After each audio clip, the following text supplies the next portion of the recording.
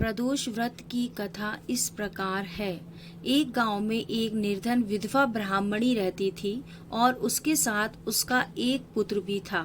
भरण पोषण के लिए दोनों प्रतिदिन भीख मांगते, जो भी मिलता उससे अपनी भूख शांत करते थे।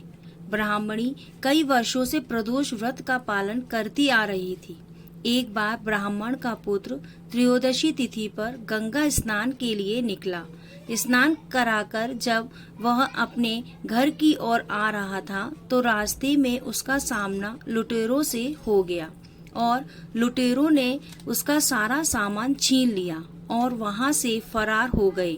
कुछ समय बाद ही वहां राज्य के कुछ सैनिक आ पहुंचे और उन्होंने ब्राह्मण के पुत्र को लुटेरों में से एक समझकर राजा के सामने प्रस्तुत कर दिया।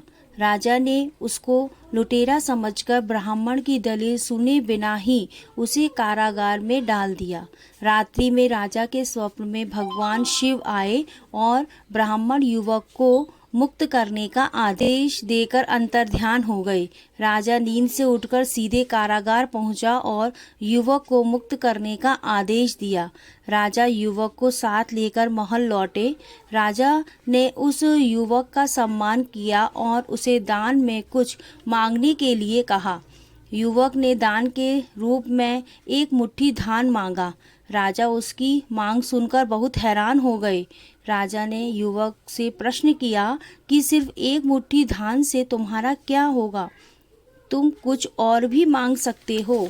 ऐसा अवसर किसी को बार बार नहीं मिलता।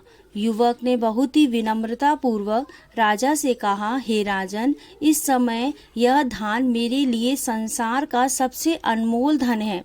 मैं इसे अपनी माता को दूंगा, जिससे वह खीर बनाकर भगवान शिव को भोग लगाएगी। फिर हम इसे ग्रहण करके अपनी भूख को शांत करेंगे। राजा युवक की बातें सुनकर बहुत प्रसन्न हुआ।